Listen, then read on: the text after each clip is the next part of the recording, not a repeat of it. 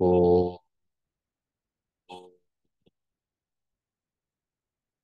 ओ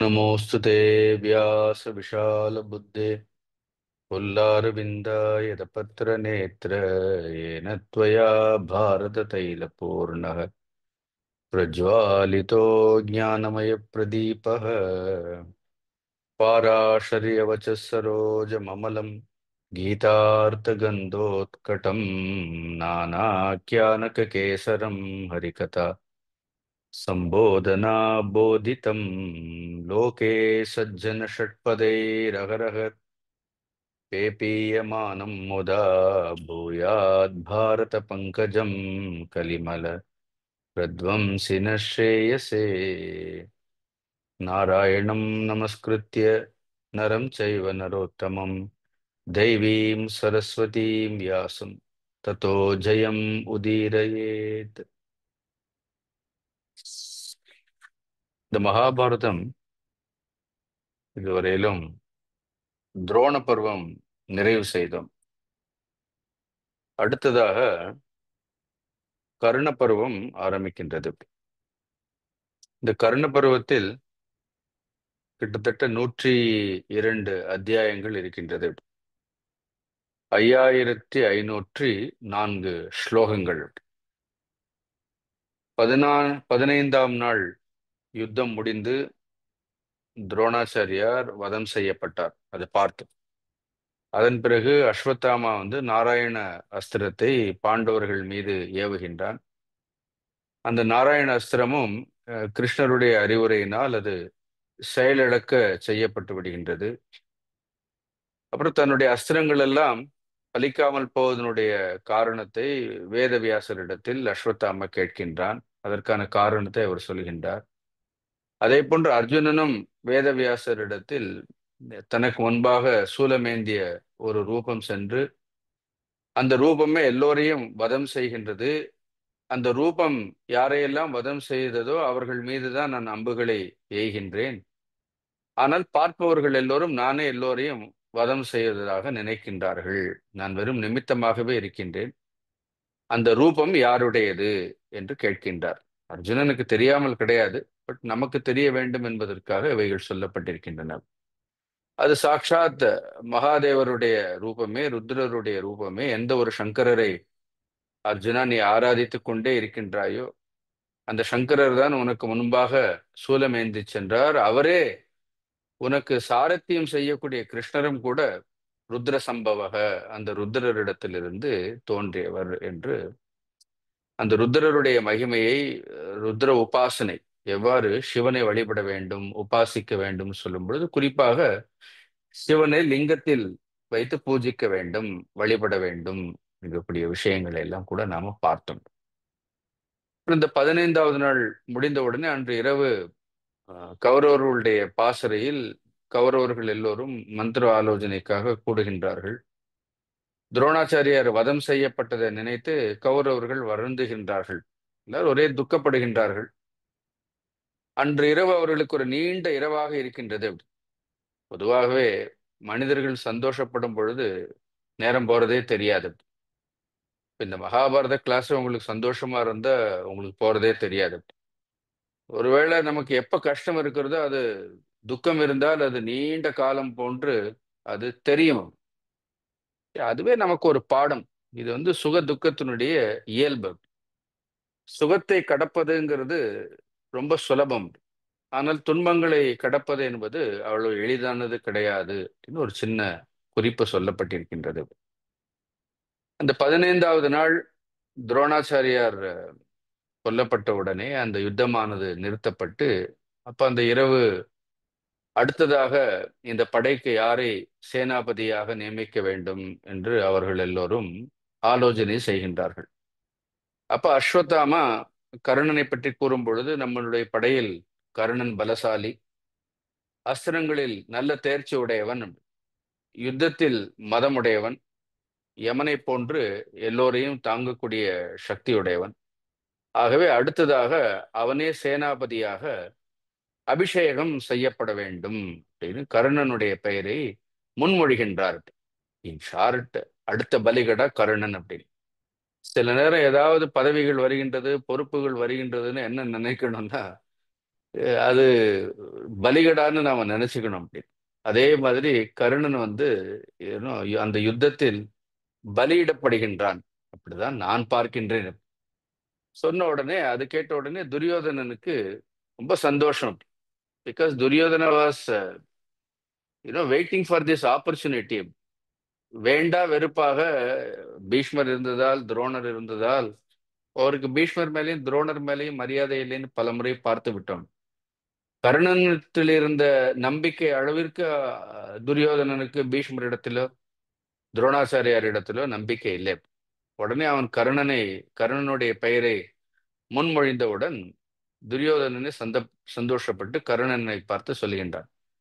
கர்ணஜானாமி தே வீரியம் சௌஹிருதம் பரமம் மயி ததாபி त्वं மகாபாஹோ பிரவக்ஷ்யாமி ஹிதம் வசः ஸ்ருத்வா யதேஷ்டம் ச குரு யத்தவ யத்தவ ரோச்சதே பவான் பிராஜ்ஞதமோ நித்யம் மம சைவ பராகதிஹி. துரியோதனன் சொல்ல, ரொம்ப சந்தோஷம் கருணா, நான் சொல்றதையெல்லாம் கேட்டு எது கௌரவர்களுக்கு நல்லதோ அதை நீ செய்ய வேண்டும். பவான் பிராஜ்ஞதமக, எங்கள் எல்லோரை காட்டிலும் அறிவில் சிறந்தவன் நீ.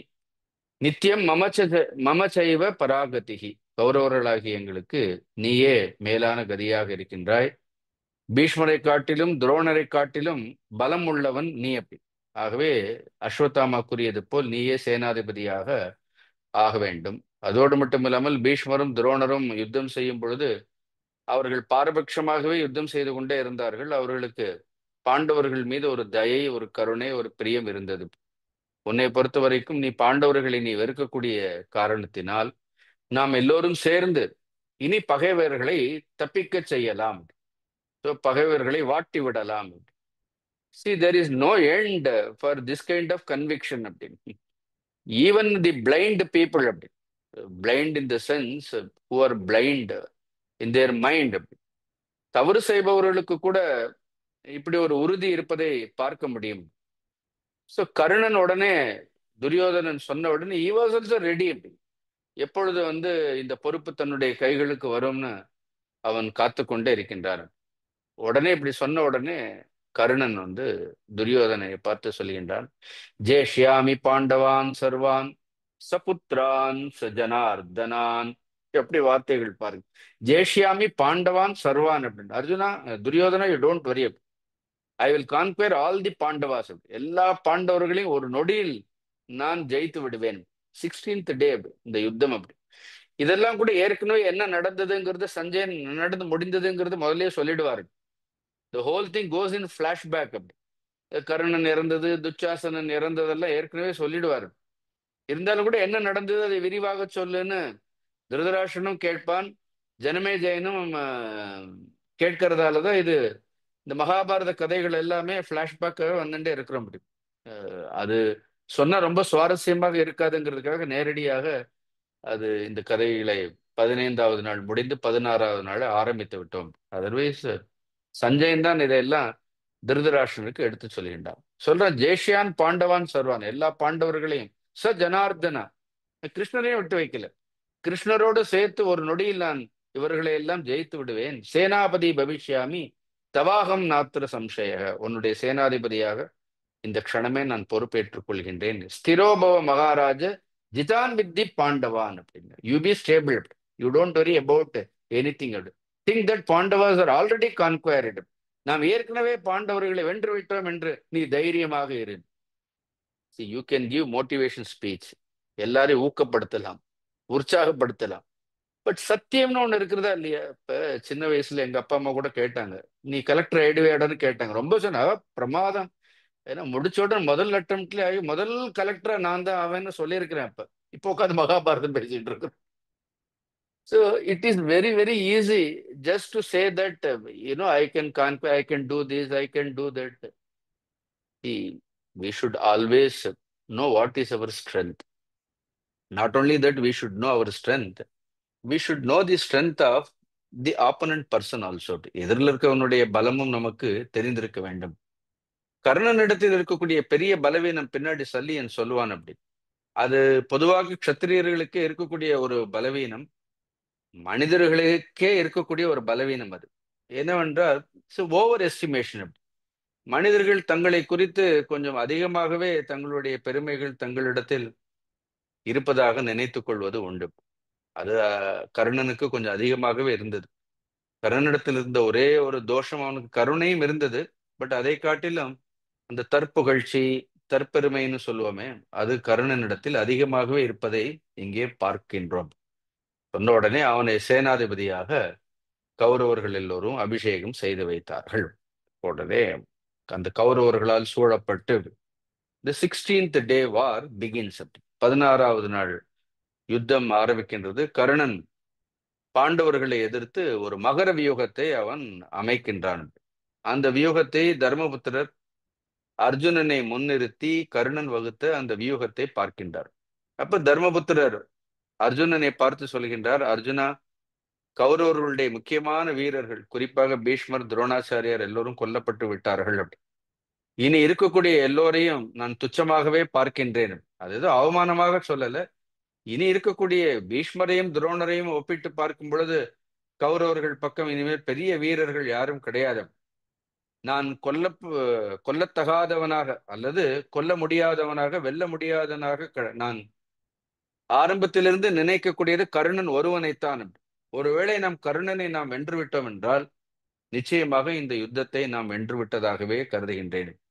எந்த ஒரு முள் 12 வருடங்களாக என்னுடைய உள்ளத்தை தைத்து கொண்டே இருக்கின்றதோ, அந்த முள்ளை கர்ணனை ஜெயித்து நீ எனக்கு எடுக்க வேண்டும் அப்படின்னு சொன்ன உடனே, உன் விருப்பப்படி நீ கர்ணனை எதிர்த்து அணிவகுக்க வேண்டும் அப்படின்னு தர்மர் அர்ஜுனனை பார்த்து சொல்கின்றார். உடனே அர்ஜுனனும் ஒரு அழகான அர்த்த சந்திர வியூகத்தை அமைக்கின்றான். இந்த 2 சேனைகளுக்கும் யுத்தம் நடக்க துவங்குகின்றது. அப்பொழுது பீமசேனன் பாண்டியர்கள் புடைசூழ, இங்க சொல்லும் பொழுது பாண்டியர்கள்னு சொல்லல, திராவிடர்கள்னு. இந்த திராவிடருங்கிற வார்த்தை மகாபாரதத்தில் எல்லா இடத்திலும் பயன்படுத்தப்பட்டிருக்கின்றது.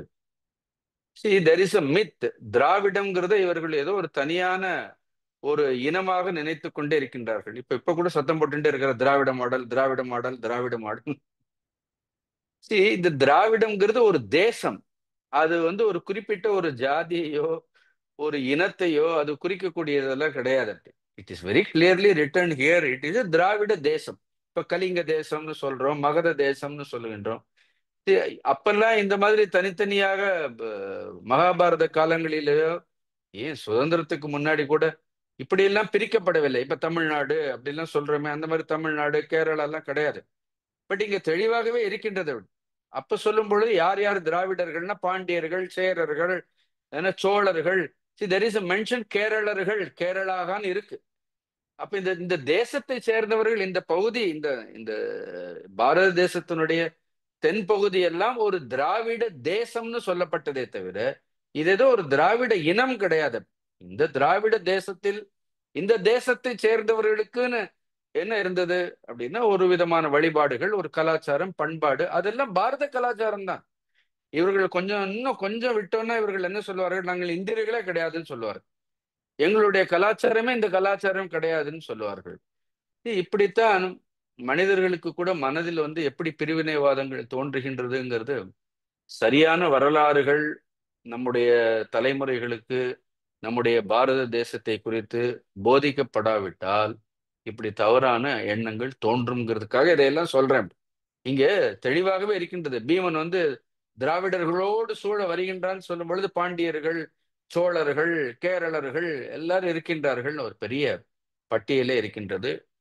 யுத்தம் துவங்குகின்றது. தி 16th டே வார் ஸ்டார்டட். அப்ப சாத்தியக்கு க்ஷிப்ரம் அப்படின்னு ஒரு அம்பை எடுத்து கௌரவர்கள் பக்கம் ஒரு 2 பேர் உண்டு, விந்தன், அணுவிந்தன். எல்லாருடைய கதைகளையும் சொல்றது ரொம்ப கஷ்டம். இந்த விந்தன், அணுவிந்தன் இந்த 2 பேரையும் சாத்தியகி வதம் செய்கின்றான். அப்புறம் பிரதிவிந்தியன் ஒருத்தன், அவன் சித்திரரதன் ஒருத்தனை வதம் செய்கின்றான். அப்புறம் அஸ்வத்தாமாவிற்கும் பீமனுக்கும் யுத்தம் நடக்கின்றது. ஸ்ருதகீர்த்திங்கிற ஒரு வீரனை சல்லியன் ஜெயிக்கின்றான். துச்சாசனன் சகாதேவனிடத்தில் தோற்று போகின்றான். நகுலனுக்கும் கருணனுக்கும் கடுமையான யுத்தம் நடக்கின்றது. அந்த யுத்தத்தில் கருணன் நகுலனை ஜெயித்து விடுகின்றான். ஆனால் குந்தியினிடத்தில் கொடுத்த வரத்தின் காரணமாக நகுலனை அவன் கொல்லாமல் விட்டு விடுகின்றான். இப்படி யுத்தம் நடந்து கொண்டே இருக்கின்றது. கிருபாச்சாரியருக்கும் திருஷ்டத்யும்னனுக்கும் யுத்தம் நடக்கின்றது. கிருபாச்சாரியார் திருஷ்டத்யும்னனை ஜெயித்த உடனே திருஷ்டத்யும்னன் அங்கிருந்து ஓடுறான். இப்படி நிறைய வர்ணனைகள் இருந்து கொண்டே இருக்கின்றது. இன்னும் இந்த சம்சப்தகர்கள்னு நான் ஏற்கனவே சொன்னேன், ஞாபகம் இருக்கு உங்களுக்கு? இந்த சம்சப்தகர்கள் முழுமையாக அழிக்கப்படவில்லை. If you remember, but I am confident that you don't remember. ஏன்னா இந்த சம்சப்தர்களுக்கெல்லாம் தலைவனாக இருக்கக்கூடிய அந்த ராஜா பேரு சுஷர்மா. இந்த சுஷர்மாங்கிற ராஜா இன்னும் இருக்கிறார். அர்ஜுனன் இன்னும் அந்த சம்சப்தகர்களோடு யுத்தம் செய்து கொண்டே இருக்கின்றான். கடுமையான யுத்தம் நடக்கின்றது. அப்ப அன்றைக்கு அந்த 16வது நாள் யுத்தத்தின் பொழுது அர்ஜுனன் ஐந்திராஸ்திரம், அது இந்திரனுடைய ஒரு அஸ்திரத்தை எடுத்து கௌரவர்கள் மீது தொடுக்க கௌரவ படை எல்லா இடங்களிலும் சிதைந்து ஓடி on 16th day Karna last. கௌரவர்களுடைய படை தோற்று விட்டது. அப்படி அதனால ஆரம்பத்தில் சொல்லும் பொழுது இன்னைக்கே ஒரு க்ஷணத்துல ஜெயிச்சிடுவேன், இவங்களுக்கு கொண்டுடுவேன், அவங்களுக்கு கொண்டுடுவேன் சொல்லலாம் அப்படி. But reality is totally different. Entirely on 16th day they are last. Now, if you ask, why did we lose? They always come out with some reasons. அதற்கு ஏதாவது காரணங்களை நாம் சொல்லிக்கொண்டே இருப்போம். அப்ப தோற்ற உடனே அந்த 16வது நாள் இரவு திரும்ப என்ன பண்றார்கள்? எல்லாரும் ஆலோசனை செய்கின்றார்கள். அப்ப துரியோதன் கர்ணனிடத்தில் கேட்கின்றான், இது இப்படி ஒரே அஸ்திரம் தான் அர்ஜுனன் போட்டான், நம்மளுடைய ஒட்டுமொத்த கௌரவ படையே சிதறி ஓடிடுத்து, என்ன காரணம் அப்படின்னு சொல்லும் பொழுது Karna has to give some report. இதுல எல்லாம் இந்த கம்பெனி மாதிரி தான். ஏன்னா ப்ராஃபிட் ஆனாலும் ரிப்போர்ட் கொடுக்கணும், லாஸ் ஆனாலும் ரிப்போர்ட் கொடுக்க வேண்டியதான். என்னன்னு சொன்னார், அர்ஜுனனிடத்தில் முயற்சி இருக்கின்றது, உறுதி இருக்கின்றது, இதெல்லாம் அவங்களுக்கு என்ன தெரியாதா என்ன? இது இவ்வளவு நாள் யுத்தம் செய்து கொண்டு 15 நாள் யுத்தத்துல என்ன பார்த்து கொண்டிருக்கின்றார்கள்? பீஷ்மர் துரோணரே போயிட்டார்கள். அவனிடத்தில் முயற்சி இருக்கிறது, உறுதி இருக்கின்றது, சாமர்த்தியம் இருக்கின்றது, தைரியம் இருக்கின்றது. அதோடு மட்டும் இல்லாமல் அதையெல்லாம் காட்டிலும் ரொம்ப முக்கியம், அவனுக்கு கிருஷ்ணர் ஆலோசனை சொல்லிக் கொண்டே இருக்கின்றார். It is very important, who is guiding as.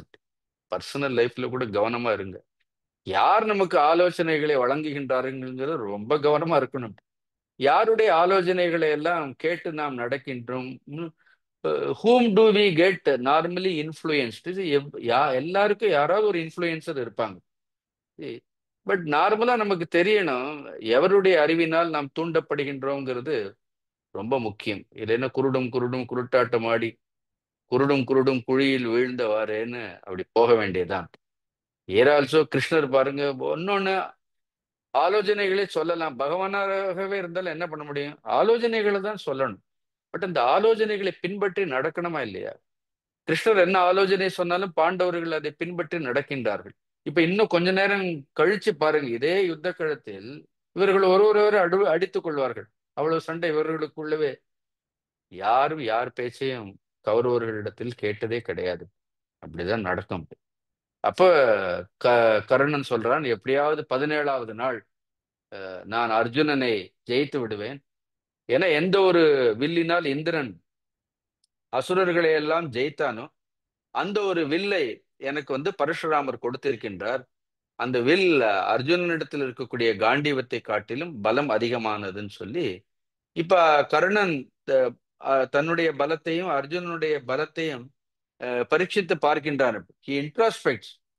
அவன் சொல்றான், தத்ராகம் அதிக பார்த்தாத் தனுஷா தேன பார்த்திவக ஏன அதிக வீர பாண்டவ தத் நிபோதமே. இந்த வில்லை பொறுத்த வரைக்கும், என்னுடைய கையில் இருக்கக்கூடிய வில்லை பொறுத்த வரைக்கும் நான் பாண்டவனை காட்டிலும் அர்ஜுனனை காட்டிலும் உயர்ந்தவனாக இருக்கின்றேன். எந்தெந்த விஷயத்தில் அர்ஜுனன் என்னை காட்டிலும் மேலானவனாக இருக்கின்றான் என்பதை உனக்கு நான் கூறுகின்றேன்னு. Now he is listing the greatness of Arjuna. அர்ஜுனனுடைய வில் மட்டும் கிடையாது, காண்டிபம் கட்டும் கிடையாது, அதில் இருக்கக்கூடிய அந்த நான் கயிறுன்னு இருக்கு பாருங்க.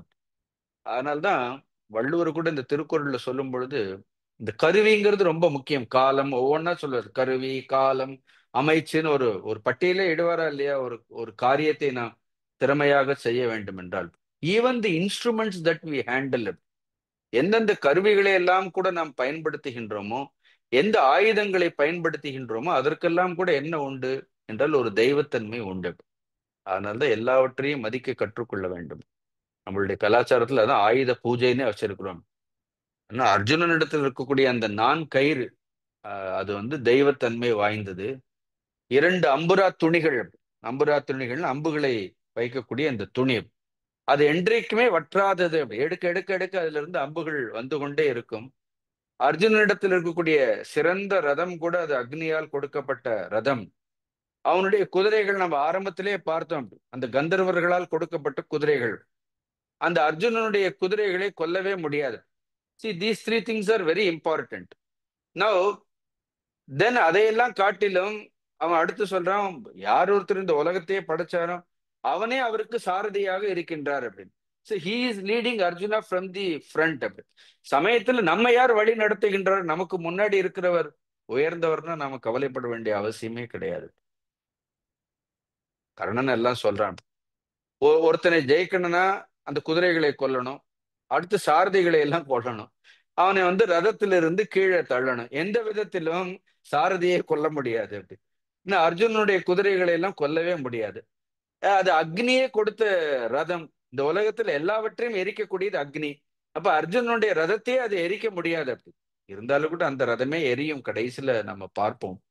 இப்படி எல்லா விதத்திலும் அர்ஜுனன் என்னை காட்டிலும் இந்த விஷயங்களில் எல்லாம் சிறந்தவனாக இருக்கின்றான் அப்படின்னு சொன்ன உடனே, சரி இப்ப என்னதான் நீ சொல்ல வர்ற, இந்த கடைசியில என்ன சொல்ல வர்ற, எல்லாரையும் ஜெயிச்சிடுவோன்னு சொன்ன, அப்புறம் then you are started giving you know reasons. இப்ப என்னதான் சொல்ல வர்றேன்னா, ஒரே ஒரு விஷயம் என்னன்னா, சல்லியன் கிருஷ்ணனுக்கு தேரோட்டுவதில் ஒப்பானவன் உண்டு. சல்லியனை போன்ற ஒரு சிறந்த தேரோட்டி கிடையாது.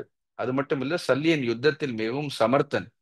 But some people are highly talented, but it is very difficult to convince them to do something அப்படி. அது ஒரு ப்ராப்ளம் இருக்கும் அப்படி. ஸோ நிறைய ஆற்றல் இருக்கும், அவங்களால கன்வின்ஸ் பண்ண முடியாது. அதே மாதிரி if you go and convince him to become my charioteer, என்னுடைய சாரதியாக சல்லியன் இருந்தான் என்றால் என்னால் சுலபமாக அர்ஜுனனை ஜெயித்து விட முடியும். என சில நேரங்களில் கிருஷ்ணரை காட்டிலும் சல்லியன் சிறந்தவன் கர்ணன் சொல்றான். எந்த ஒரு அஸ்வகிருதயம் கிருஷ்ணருக்கு தெரியுமோ, குதிரைகளை பற்றிய ரகசியங்கள் எல்லாம் தெரியுமோ, அது எல்லாவற்றையும் சல்லியனும் அறிந்திருக்கின்றார். அப்படி இருந்திருக்கிறார்கள். கிருஷ்ணருக்கு சமமாக இந்த யுத்த வித்தைகளை எல்லாம் அறிந்தவர்கள் எல்லாம் இருந்திருக்கின்றார்கள். ஆகவே ஒருவேளை அவன் எனக்கு சாரதியானால் நிச்சயமாக பாண்டவர்களை ஜெயித்து விடலாம். அதனால நீ போய் எப்படியாவது சல்லியனை வந்து கன்வின்ஸ் பண்ணுங்கிறான். Because Shalya will not accept. Because Shalya always sees Karna only as Sutaputra. அவன் வந்து ஒரு க்ஷத்திரியனாக அவன் பார்க்கவே இல்லை. சூதபுத்திரன் ராதையன்னு சொல்லுவான். சூத்தனுக்கு பிறந்தவன் அப்படி. The pronunciation you should carefully you know listen to it அப்படி. You should not mistake my pronunciation. It is only Sutaputra, தேரோட்டக்கூடியவனுடைய மகன், இல்லைன்னா ராதையினுடைய மகனாக பார்க்கின்றான். அதனால ஒரு பொழுதும் வந்து கர்ணனுக்கு தேரோட்ட மாட்டான். அப்புறம் கடைசியில துரியோதனன் போய் என்ன பண்றான் அப்படி, சலியின் இடத்தில் போய் almost pleads. See the condition of Duryodhana. போய் சல்லியின் இடத்துல போய் மன்றாடுகின்றான்.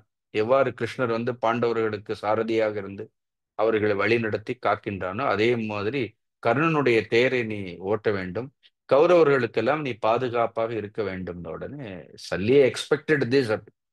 தென் he gets angry. இது சொன்ன உடனே சொல்றான், அவமன்யசை காந்தாரே துருவம் ச பரிசங்கசே. நீ என்னை அவமரியாதை செய்கின்றாய் துரியோதனா, நீ என்னை அவமரியாதை செய்கின்றாய். என்னுடைய பலத்தின் மீது உனக்கு எப்பொழுதும் சந்தேகம் இருக்கின்றது. அஸ்மத்தக அதிகம் கர்ணக மன்யமானக பிரசம்சசி. என்னை காட்டிலும் கர்ணன் எல்லா விதத்திலும் சிறந்தவன் என்று நீ நினைத்துக் கொண்டிருக்கின்றாய். ஆனால் தானே இப்போ ஒருத்தருக்கு விட்டுட்டு இன்னொருத்தருக்கு ஒரு பதவி கொடுத்தா அவர்களுக்கு ஏதாவது பொறாமை இருக்கதான் இருக்கும் அப்படி. நீ என்னை you just you have ignored me, you handed over the whole army to Karna. அது மட்டும் இல்லை, இப்ப நீ கர்ணனுக்கு போய் நீ சாரத்தியம் வேற பண்ண சொல்ற. நீ எனக்கு வேற எவ்வளவு வேலை வேண்டுமானாலும் கொடு, என்னால கர்ணனுக்கு சாரதியாக இருக்க முடியாது, என்னை அவமதிக்காது. இப்பொழுதே நான் இந்த யுத்தத்திலிருந்து விலகிக் கொள்கின்றேன் சொன்னேன்ல. யார் பேச்சையும் கேட்கலன்னு என்ன பண்ண முடியும்? தென் he just that I will withdraw from this war அப்படின்னு சொன்ன உடனே எல்லார் எதிர்க்கையும் ஒரேடியா புகழ்கின்றான். சல்லியனை வந்து துரியோதனன் ரொம்ப ultimately you have to do that only. You have to some time praise the people. ஒரே புகழ்ச்சி சொல்லிட்டு கிருஷ்ணரை காட்டிலும் நீ மேலானவர் என்பது எல்லோருக்கும் தெரியும்னு உடனே எப்படிப்பட்டவர்களாக இருந்தாலும் என்ன, இந்த புகழில் மயங்காதவர்கள் யாருமே கிடையாது. அதனால்தான் நீங்க இந்த ஸ்பீக்கர்ல இன்ட்ரோடியூஸ் பண்ணும் போது பாருங்க, ஒரு பக்கம் 5 பக்கம் பயோடேட்டா அவர்களே எழுதி தள்ளுவார்கள். அப்படி எவ்ரிபடி லவ்ஸ் டு ஏதோ hear about themselves in front of everybody அப்படின்னு. இப்போ உங்களுடைய பெருமைகள் நீங்க தனியா இருக்கும்போது எவ்வளவு நேரம் படிப்பீங்க?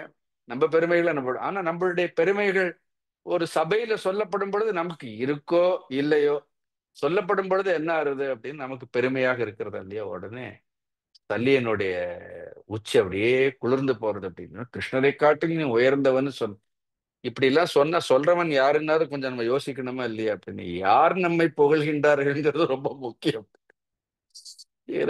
பயோடேட்டாவை படிக்கிறவங்கள வச்சு நாம பெருமைப்படக்கூடாது. அப்படி it is said immediately he says there is a sloka also. It's quite interesting in Mahabharatam. என் மாம் பிரவீஷி காந்தாரே மத்தியே சைன்யஸ்ய கௌரவ விசிஷ்டம் தேவகி புத்ராத் பிரீதமானாஸ்மி அகம் தொயி.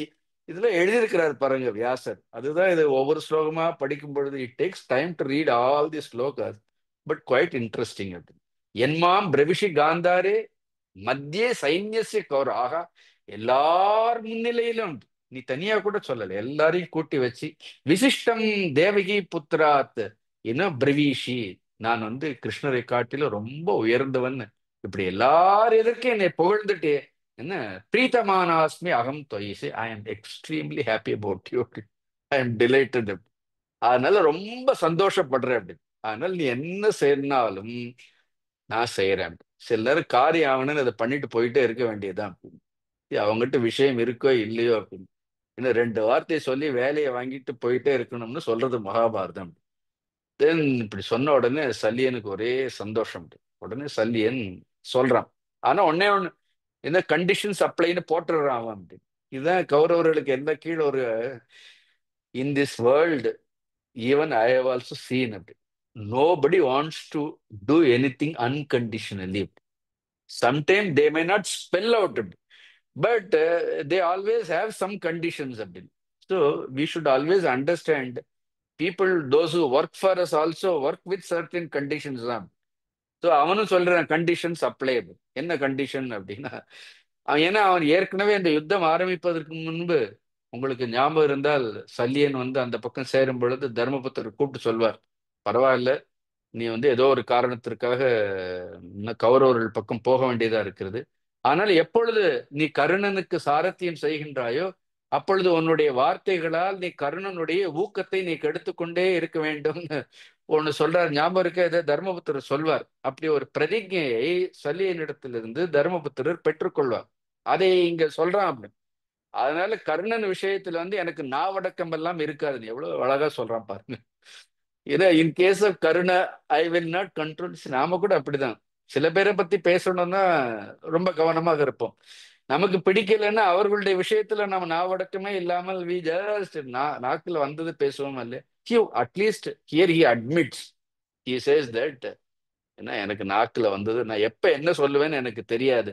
அதை வந்து நீயாகட்டும் இல்லது கருணன் ஆகட்டும் பொறுக்கக்கூடிய சாமர்த்தியம் உங்களுக்கு இருந்தால் நான் சாரத்தியம் செய்கின்றேன். At least good, at least he has revealed his intentions very clearly. அப்ப இந்த மகாபாரதத்துல எவ்வளவோ ஒரு சின்ன காரணம் தான் சொல்றான் அவன். அவன் துரியோதனனும் கர்ணனும் ஏற்றுக்கொண்டு see in order to just please him அப்படி இவன் வந்து ரொம்ப அதிகமாக வார்த்தைகளை கொட்டி sometime people can disturb the whole group அப்படின்னு, ஒரு கூட்டத்தையே அவர்கள் கெடுத்துடலாம் ஒரு வார்த்தையை சொல்லி அப்படி. எங்க அது பண்ணிடக்கூடாதேங்கிறதுக்கு எவ்வளவு கதைகள் பாருங்க.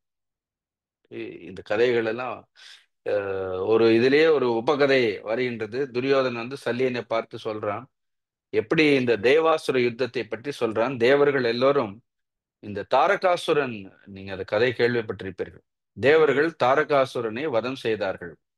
வதம் செய்த பிறகு அந்த தாரகாசுரனுக்கு இங்க அந்த கதை சில இது சிவபுராணத்தில் நான் சிவபுராணம் சொல்லும் பொழுது இதை நான் சொல்லியிருக்கிறேன்.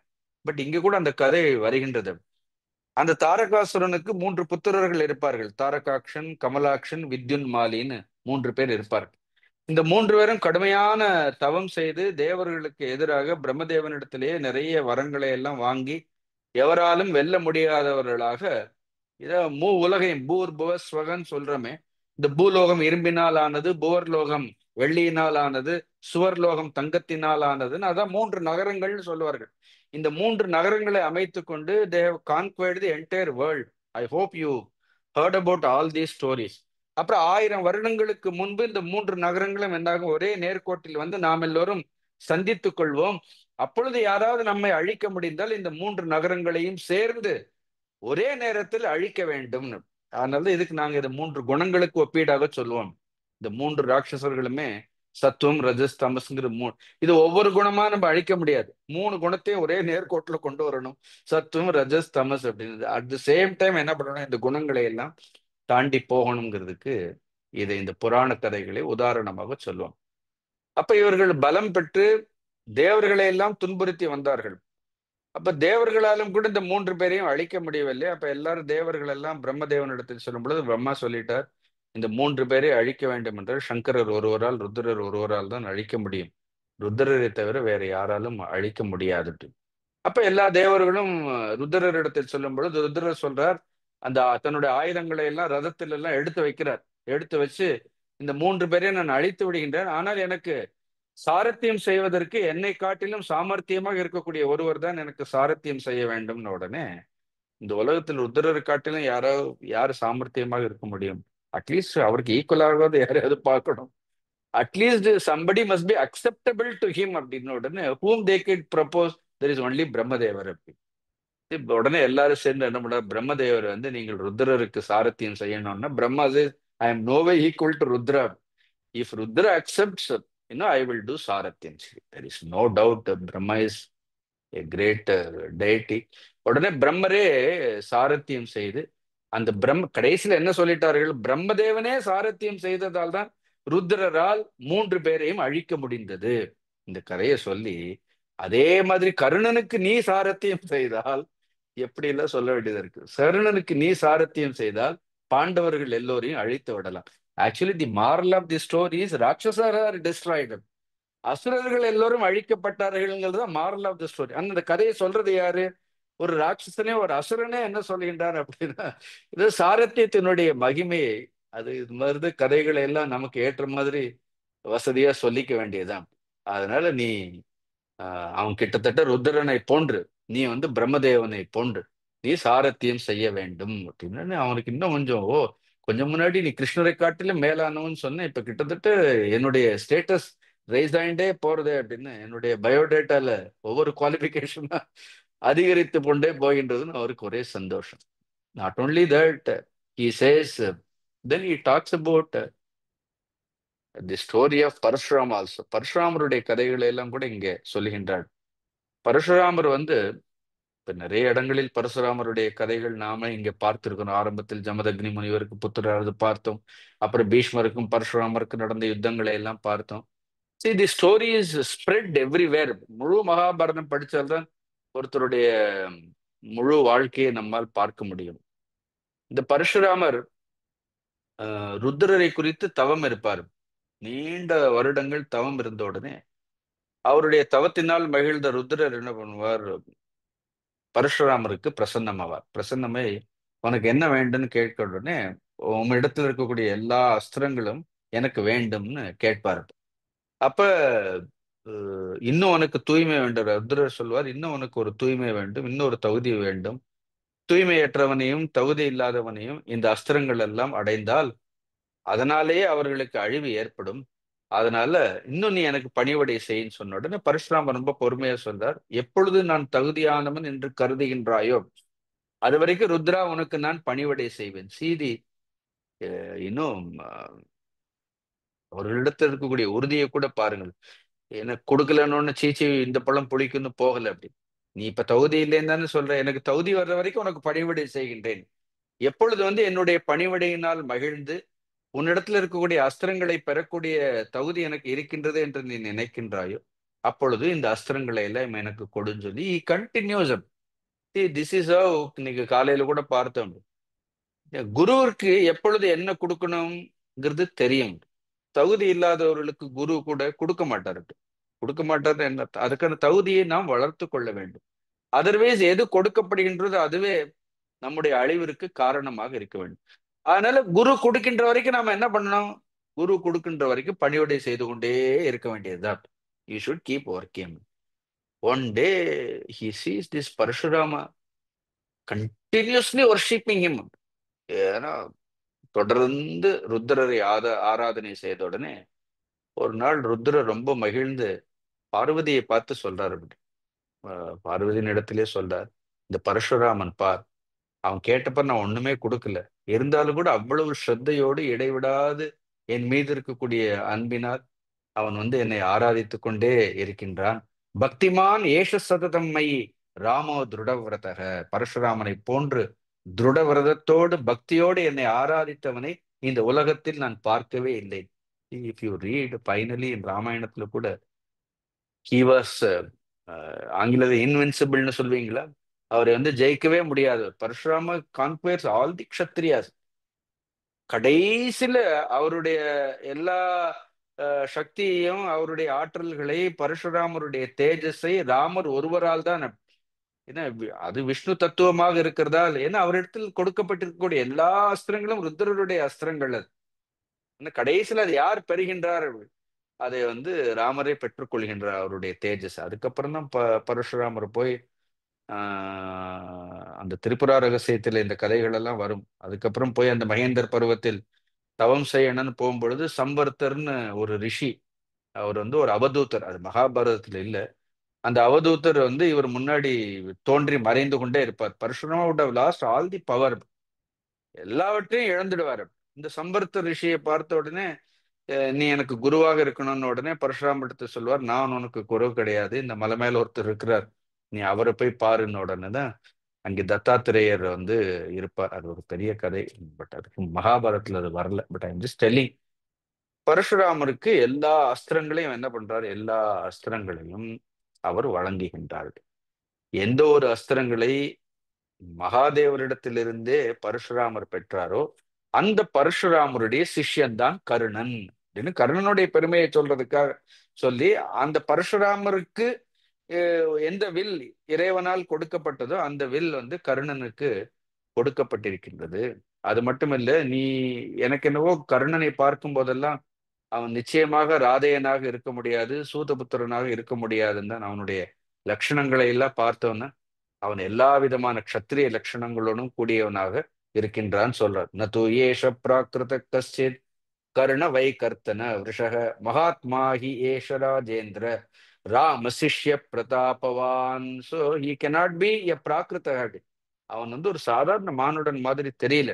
மகாத்மா ஹி ஏஷ ராஜேந்திரன், இவன் நிச்சயம் மகாத்மா, உயர்ந்த ஒரு க்ஷத்திரிய குலத்தில் பிறந்தவனாக இவன் இருக்க வேண்டும்.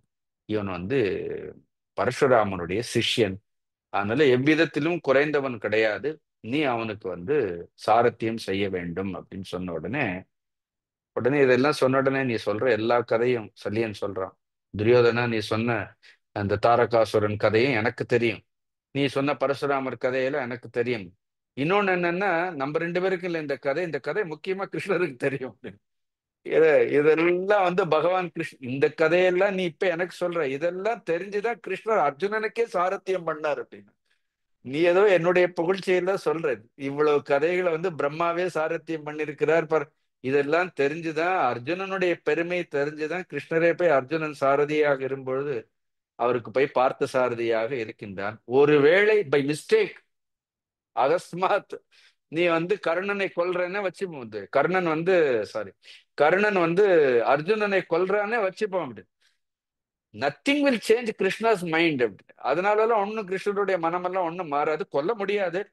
உன்னுடைய விவாதத்திற்குன்னு வைத்து கொண்டாலும் கூட அவரே என்ன பண்ணுவார், அவர் கையில சங்கு சக்கரம் கதை எல்லாம் இருக்கிறது அப்படின்னு. One man, if he enters into this battle anyway he will kill everybody. சும்மா எதுக்கு உன்னுடைய பெருமையை நீ பேசிக்கொண்டே இருக்கின்றாய்ன்னு சல்லியன் சொல்றான். சொன்ன உடனே நீ டோன்ட் டிமோட்டிவேட் அஸ், நீ கர்ணனை வந்து யுத்தத்தில் அவமதிக்க கூடாது அப்படி.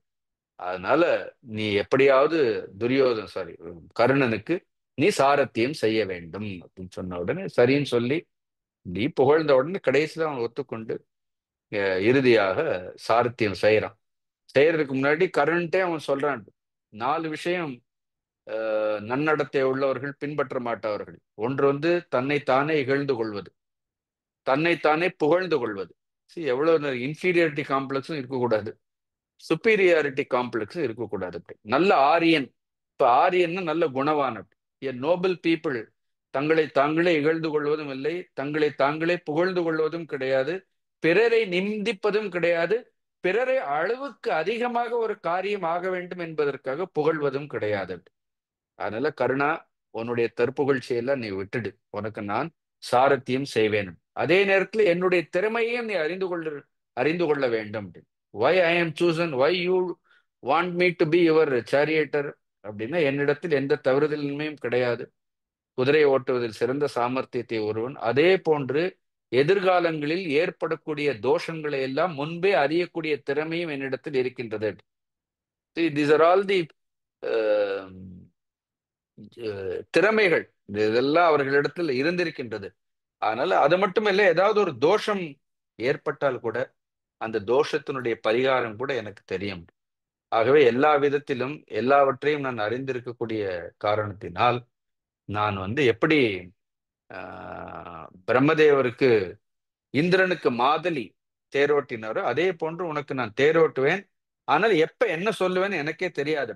அதனால என்னுடைய சொற்களை எல்லாம் நீ பொறுத்து கொள்ள வேண்டும். ஒரு வழியா 2 பேர் ஒரு சின்ன ஒரு ஒப்பந்தத்திற்கு, ஒரு அக்ரிமெண்ட்டுக்கு வந்து என்ன பண்றார்கள், அந்த ரதத்தில் ஏறி சல்லியன் குதிரையினுடைய கடிவாளங்களை பிடிக்க இவர் ஏறி என்ன பண்றாரு, ஏறி உட்கார்றாரு.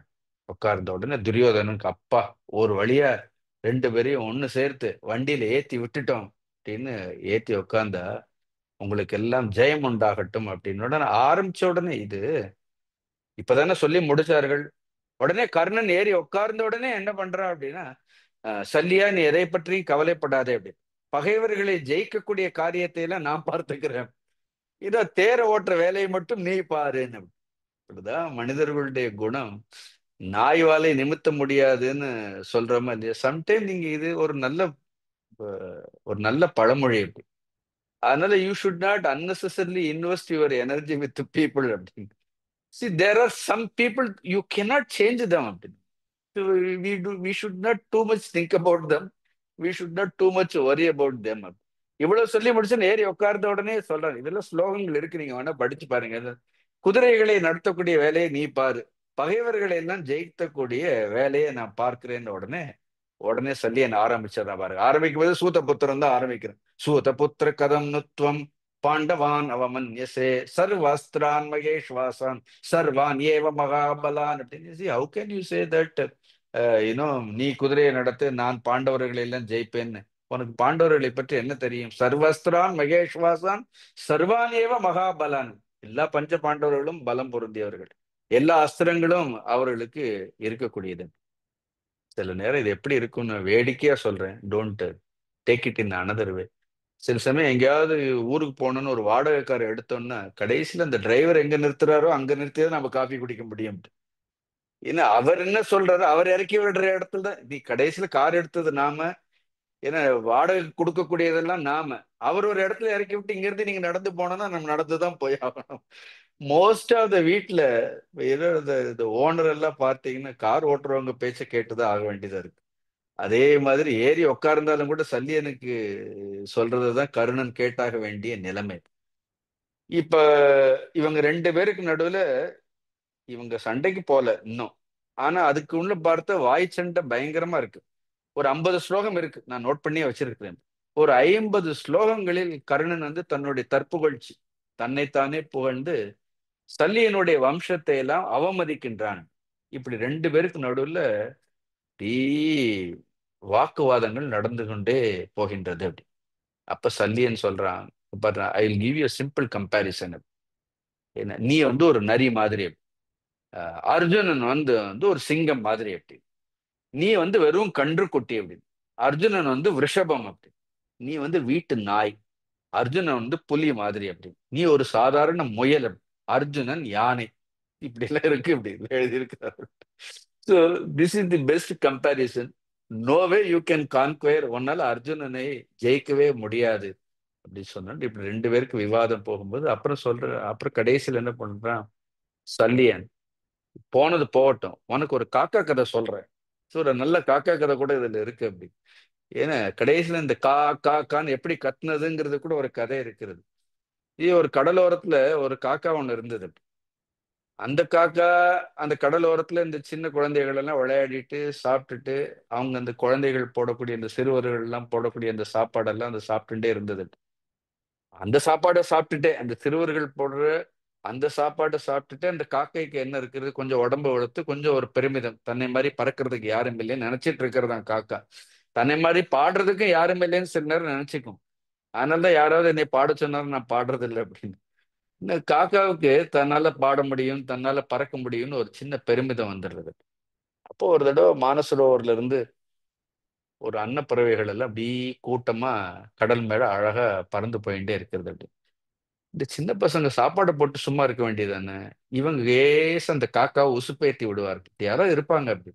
அந்த அன்னப்பறவை எல்லாம் பறக்கிறத, என்ன நீ வந்து இவ்வளவு நாள் இங்க இருக்கிறியே, நீ நினைச்ச இந்த அன்னப்பறவைகள் எல்லாம் விட வேகமாக பறக்கலாமே, நீ அவங்க அந்த அன்னப்பறவையோட போட்டி போட்டு அந்த அன்னப்பறவைகள் எல்லாம் ஜெயிக்கிறதுக்கு நீ பாரு அப்படின்னு இந்த சின்ன பசங்க எல்லாம் சொன்ன உடனே இதுக்கு ஒரே உற்சாகம் ஆயிடுது. ஓஹோஹோ, நாம வந்து அன்னப்பறவையோடயே போட்டி போடலாம் போல இருக்கே அப்படின்னு சொல்லி நேரா பறந்து போய், அப்ப அந்த அன்னப்பறவைகள்லாம் பாவம் கொஞ்சம் தாழ்வாக பறந்து போயிட்டே இருக்கிறது. அதுல முக்கியமா இருக்கக்கூடிய அந்த அன்னப்பறவையின் இடத்துல போய் காக்கா சொல்றது, என்ன இப்படி மெதுவா பறந்துட்டே இருக்கிறீங்க, இவ்வளவு உயரம் கம்மியா பறக்குறீங்களே. நமக்குள்ள என்ன பண்ணுவோம், ஒரு போட்டி வச்சுப்போம், யாரால நீண்ட தூரம் போக முடியுது, யாரால வேகமாக போக முடிகிறதுன்னு போட்டி போடுவோம்னோட சொல்ல, நாங்கெல்லாம் மானசரோவர்ல இருந்து வர்றோம்னு சொல்றது. ஏதோ அன்னப்பறவைகள் சொல்லி, இல்ல பரவாயில்ல போட்டி போடுவோம்னு உடனே, இதெல்லாம் ரொம்ப பெரிய கதையா இருக்கு, நான் சும்மா சிம்பிளா சொல்றேன். அந்த அன்னப்பறவைக்கும் காக்காவுக்கும் கடைசியில் என்ன, அந்த அந்த அன்னப்பறவைகள்லாம் முதல்ல போகும்போது மெதுவாவே போறது, இந்த காக்கா என்ன பண்றது, வேகமா அந்த அன்னப்பறவை முந்தரம் நினைச்சிட்டு it exhaust all it's energy. கொஞ்சம் கொஞ்சமாக இந்த காக்கையினுடைய பலம் எல்லாம் குறைஞ்சு அதனால பறக்க முடியாத போது அன்னப்பறவைகள் என்ன ஆகுது, உயர போய் ரொம்ப வேகமாக அது பறக்க ஆரம்பிக்கிறது. இந்த காக்காவுக்கு மூச்சு முட்டி கடைசி அந்த அன்னப்பறவைகள் என்ன பண்றது, நட்ட நடு கடல் கிட்ட கொண்டு போய் காக்காவை நிறுத்துறது அப்படி. காக்காவுக்கு என்ன, அதை இருக்கக்கூடிய எல்லா எனர்ஜியும் போய் அதனால மேலேயும் போக முடியல, பறக்கவும் போக முடியல. ஏன்னா நல்லா மூச்சு முட்டி அந்த காக்கை எப்படி பறந்துட்டு இருந்த காக்கை இப்படி ஏடுறது, அப்படி இப்படி நேர செங்குத்தா என்ன வர்றது, கடல்ல வந்து விழுந்து உயிர் போறதுக்கு முன்னாடி கா கா கான்னு காப்பாத்துன்னு அர்த்தம். கான்னா, கா மீன்ஸ் ஜஸ்ட், நான் சொல்றது இது என்னோட இன்டர்பிரிட்டேஷன். கானா உடனே அந்த அன்னப்பறவையை பார்த்து என்ன பண்றது அப்படின்னு, என்னை எப்படியோ என்னை காப்பாத்துங்க காப்பாத்துங்க, இல்லைன்னா நான் வந்து இந்த கடல்ல மூழ்கி நான் இறந்து போயிடுவேன். அதனால உங்களோட போட்டி போட்டது தவறு, எப்படியாவது என்னை காப்பாற்றுங்கள் கற்றி அந்த அன்னப்பறவைகளிடத்தில் காக்கா சரணடைந்ததால் அது உயிர் பிழைத்தது. நீ காக்கா, பாண்டவர்கள் எல்லோரும் அன்னப்பறவை மாதிரி. அதனால உனக்கு உயிர் பிழைக்க வேண்டும் என்றால் இந்த விஷ பரீட்சையில இப்படி பறந்து இருந்து எல்லாம் உனக்கு எதுக்கு அப்படின்னு, பேசாம நீ ஏதோ அந்த பசங்க போட்டதை சாப்பிட்டுட்டு இருந்தியா இல்லையா, அதனால நீ வந்து பாண்டவர்களிடத்தில் சரணடைந்தால் உயிர் பிழைக்கலாம். See what a way sometime this insult I am telling you. இது வந்து ஏதோ நம்ம படிக்கிறோம் சொல்றோம். In general life also words will carry tremendous power. It can make a person, it can mar a person also. ஒரு மனிதனை வார்த்தைகள் ஊக்கப்படுத்த முடியும். இந்த நேரம் இப்ப எவ்வளவுதான் ஊக்கப்படுத்தக்கூடிய வார்த்தைகள்னால கூட நம்ம ஊக்கம் அடைய மாட்டோம். But sometime the words are wounding, we get wounded at it. If somebody inspires us, somebody motivates us, hardly we, take it very seriously. உண்மையா இல்லையா, அப்படி யாராவது ஊக்கப்படுத்தினா கூட we may not take it seriously. But if somebody, gives such a wounding, uses wounding words, it will really hurt. இதெல்லாம் என்ன ஆகுது, எங்கேயோ ஒரு இடத்துல இந்த சல்லியனுடைய வார்த்தைகள், அதான் சொல்லுவேன், வார்த்தைகள் வந்து அம்புகளை காட்டிலும் ரொம்ப கூர்மையானது. அதனால அதுல ரொம்ப கவனமாக இருக்கணும். அதனால சில நேரம் பேசாம வாயை மூடிட்டு இருக்கிறது ரொம்ப நல்லது. இந்த கதையெல்லாம், காக்கா கதையெல்லாம் சொன்ன உடனே அவனுக்கு வந்து he literally gets disheartened. Then he comes down little. அவன் அப்படியே அவங்கிட்ட ஒரு ஒரு அந்த மாதிரி ஒரு குணமும் இருக்கிறது. சரி, இவ்வளவு அவமானப்படுத்துறேன் நான் சல்லியன், இவ்வளவு அவன் முதல்லயே சொல்லிட்டான் நான் இதை அவமானப்படுத்துவேன். அவமானப்படுத்தின உடனே அவன் சல்லியனை பார்த்து சொல்றான். See, then he comes down, he feels. See, sometimes I also feel for him. அஹ் என்னுடைய ஃபீலிங் பெரிய விஷயம் இல்லை, ஜஸ்ட் சொல்றதுக்காக சொல்றேன். நீ கருணனை நினைச்சோன்னா கொஞ்சம் பரிதாபமா இருக்கும். ஏன்னா no way he is less, he is a great person. But then see he is led by whom? அப்படி எங்க சேர்ந்துட்டு யாருடைய வார்த்தைகளை கேட்டுக்கொண்டு அவனுடைய ஒட்டுமொத்த ஆற்றல்களையும் எப்படி போனது பாருங்க. அப்ப அவன் சல்லியின் இடத்துல சொல்றான், நீ எல்லாம் சொல்ற, நீ ஏதோ கிருஷ்ணனை ஜெயிக்க முடியாது, அர்ஜுனனை ஜெயிக்க முடியாதுன்னு சொல்ற. எனக்கு என்கிட்ட வந்து ரெண்டே ரெண்டு, அவனும் சொல்றான், எனக்கு வந்து ரெண்டு விஷயங்கள் என்னுடைய வாழ்க்கையில நடந்தது. ஏன்னா இந்த ரெண்டு விஷயங்கள் நடக்காமல் இருந்திருந்தால் கிருஷ்ணார்ஜுனர்கள் கூட எனக்கு பயப்படுவார்கள். இது நடக்க போறது அப்படின்னு. அதனால சல்லியா, இது நடக்கும் பொழுது நீ எனக்கு துணையாக இருக்க வேண்டும்னு சொல்றான். ஆனா கரெக்டா சல்லியன் அப்பதான் அவனை விட்டு போவான். He knows it. ஒண்ணு வந்து, நான் பரசுராமரிடத்தில் அந்தணன் என்று சொல்லி அவரிடத்தில் நான் சிஷ்யனாக சேர்ந்து பிரம்மாஸ்திரத்தை கடைசியில் பரசுராமர் வந்து என்னிடத்தில் இருக்கக்கூடிய திறமை, நான் அவருக்கு செய்த பணிவிடைகள் எல்லாம் நினைத்து அவர் வந்து ரொம்ப மகிழ்ச்சி அடைந்து பிரம்மாஸ்திரத்தையே கொடுத்தார். கொடுத்தாலும் கூட அர்ஜுனனுக்கு உதவி செய்ய வேண்டும்ங்கிறதுக்காக இந்திரன் என்ன பண்ணான், உங்களுக்கு இந்த கதை தெரியும். ஒரு புழுவினுடைய ரூபத்தை எடுத்துக்கொண்டு என்னுடைய சரீரத்தை துளைத்தார். அந்த நேரம் பரசுராமர் என்னுடைய மடியில் தலை வைத்து அவர் படுத்துட்டு இருந்தார். குருவினுடைய தூக்கம் கெட்டுவிடக் கூடாதேங்கிறதுக்காக அந்த இந்திரன் புழு ரூபத்தில் வந்து என்னுடைய தொடையை துளைத்து ரத்தம் வடியும் பொழுது கூட அதையெல்லாம் நான் பொறுத்து கொண்டேன். அப்புறம் கொஞ்சம் கொஞ்சமா அந்த ரத்தம் அப்படியே ஓடும்பொழுது அந்த ஈரப்பதம் பட்டு பரசுராமர் முழிச்சு பார்த்த என்ன ஆயிடும் அப்படின்னா, ஒரே ரத்த வெள்ளமாக இருக்கும். அப்ப கேட்பார், நீ ஒரு அந்தணனாக நிச்சயம் இருக்க முடியாது அப்படி. ஏன்னா ஒரு முள் கொசு கொசு கடிச்சாலே போறோம் அப்படின்னு. இதை இவ்வளவு புழுவெல்லாம் வந்து தொலைக்க வேண்டாம் அப்படி. அதனால உனக்கு இது வந்து க்ஷத்திரிய விருத்தி அப்படி. சத்திரியர்களால் தான் என்ன பண்ண இவ்வளவு வலியும் வேதனையும் பொறுக்க முடியும். அப்ப நீ யார் அப்படின்னு சொல்லும் பொழுது அவன் க்ஷத்திரியன்னு கூட சொல்ல மாட்டேன். ஏன்னா he only says I am. அப்போ சொல்லுவான், நான் சூதபுத்திரன், நான் வந்து ராதையேன்னு சொன்ன உடனே பரசுராமரின் மீது கோபம் கொண்டு, இந்த அஸ்திரங்கள் எல்லாம் உன்னிடத்திலே இருக்கும், உனக்கு பயன்படும். ஆனால் எப்பொழுது நீ நினைக்கும் பொழுது இந்த அஸ்திரங்கள் உனக்கு தோன்றவில்லையே, குறிப்பாக பிரம்மாஸ்திரமானது எப்பொழுது நீ வேண்டும் என்று நினைக்கின்ற இதுல எப்பொழுது இருக்காது. சரி, இதெல்லாம் அந்த மந்திரங்களை உச்சரிக்கும் பொழுது அந்த நேரத்தில் தோன்றக்கூடிய அஸ்திரங்கள். எப்பொழுது நீ பிரம்மாஸ்திரத்தை நினைக்கின்றாயோ அப்பொழுது அது தோன்றவில்லையோ, அது உன்னுடைய மரண காலம் என்று நீ தெரிந்து கொள் அப்படி. அதனால உனக்கு வேண்டிய நேரத்தில் என்ன பண்ணாது, நீ காப்பாற்றப்பட வேண்டிய நேரத்தில் உனக்கு இந்த பிரம்மாஸ்திரமானது தோன்றாது. எந்த அஸ்திரங்களும் உனக்கு, என்னிடத்தில் பயின்ற எந்த அஸ்திரங்களும் உனக்கு தோன்றாது. அதுக்கு முன்னாடி உனக்கு தோன்றுகின்றதுன்னா இன்னும் உனக்கு மரண காலம் வரலைன்னு அர்த்தம் அப்படி. எப்பொழுது இந்த அஸ்திரங்கள் உனக்கு தோன்றவில்லையோ, இல்லது எவர் எதிரில் இந்த அஸ்திரங்கள் உனக்கு தோன்றவில்லையோ, அந்த நேரத்தில் அவனால் நீ உயிரிழப்பாய் அப்படிங்கக்கூடிய இந்த ஒரு சாபம், பரசுராமருடைய சாபம் எனக்கு இருக்கிறது. எனக்கு ஒண்ணு கிருஷ்ணரிடத்திலேயோ அர்ஜுனனிடத்திலேயோ எனக்கு பயம் கிடையாது, நான் அவர்களுக்கு பயப்படல. ஆனால் என்னுடைய குருவினுடைய சாபத்திற்கு நான் பயப்படுகின்றேன். அதனால்தான் at times I feel very low. அதோடு மட்டுமில்லாமல் முன்பு ஒரு முறை ஒரு அந்தணர் வந்து, உன்னுடைய தேர் சக்கரமானது எப்பொழுது குழியில் யுத்தம் செய்யும் பொழுது உன்னுடைய தேர் சக்கரங்கள் ஒரு பள்ளத்தில் சிக்கிக் கொள்கின்றதோ அப்பொழுது உனக்கு உதவி செய்வதற்கு யாரும் உன்னுடைய தேரோட்டி கூட இருக்க மாட்டாங்க, யாரும் உனக்கு உதவி செய்ய மாட்டார்கள்.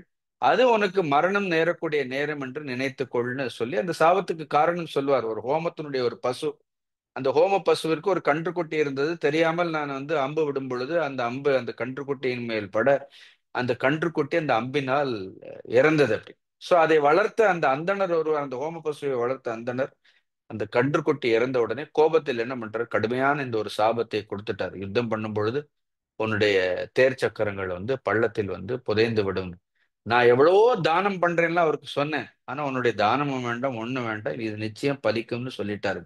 இந்த இரண்டு விஷயங்கள் இருப்பதால் நான் வந்து எப்பொழுதும் ஆலோசிக்கின்றேனே தவிர நான் கிருஷ்ணார்ஜுனர்களுக்கு ஒரு பொழுதும் நான் பயப்படவில்லைன்னு அப்படின்னு சொல்லி கடைசியில் ஒரு வழியா சமாதானமா என்ன ஆகுது அப்படின்னு 2 பேரும் சேர்ந்து இந்த பாண்டவர்களோடு யுத்தம் செய்வதற்கு புறப்படுகின்றார்கள். கர்ணன் பானுதேவன், சித்திரசேனன், சோனாபிந்து, தபனன், சூரசேனன் அப்படின்னு இந்த 5 பாஞ்சாலர்களையும் கர்ணன் கொல்கின்றான்.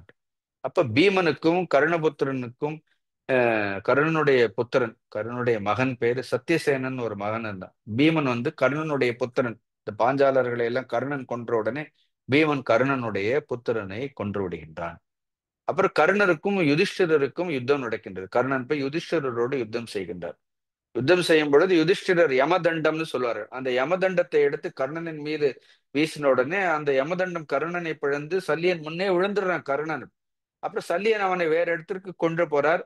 இப்படி ஒரு யமதண்டத்தினால், யுதிஷ்டிரருடைய யமதண்டத்தினால் தான் வீழ்ந்து விட்டோம்னு நினைஞ்ச உடனே யுதிஷ்டிரர் மீது கோபப்பட்டு என்ன பண்றார், எப்படியாவது யுதிஷ்டிரரை சிறைபிடிக்க வேண்டும், இல்லைன்னா யுதிஷ்டிரரை இது பண்ணணுங்கிறதுக்கு கடுமையாக யுதிஷ்டிரரோடு யுத்தம் செய்கின்றார். கர்ணன் யுத்தம் செய்து யுதிஷ்டிரருடைய சாரதியை கொன்று, யுதிஷ்டிரருடைய குதிரைகளை எல்லாம் கொன்று, யுதிஷ்டிரை நிராயுத பாணியாக்கி, ஏன்னா குந்திக்கு கொடுத்த வரத்தினால் உம்மை கொல்லாமல் விடுவின்றேன், உயிர் பிழைத்து போருங்கள்னு என்ன பண்றாரு அப்படின்னு அவன் யுதிஷ்டிரரை அவமானப்படுத்தி விடுகின்றான்.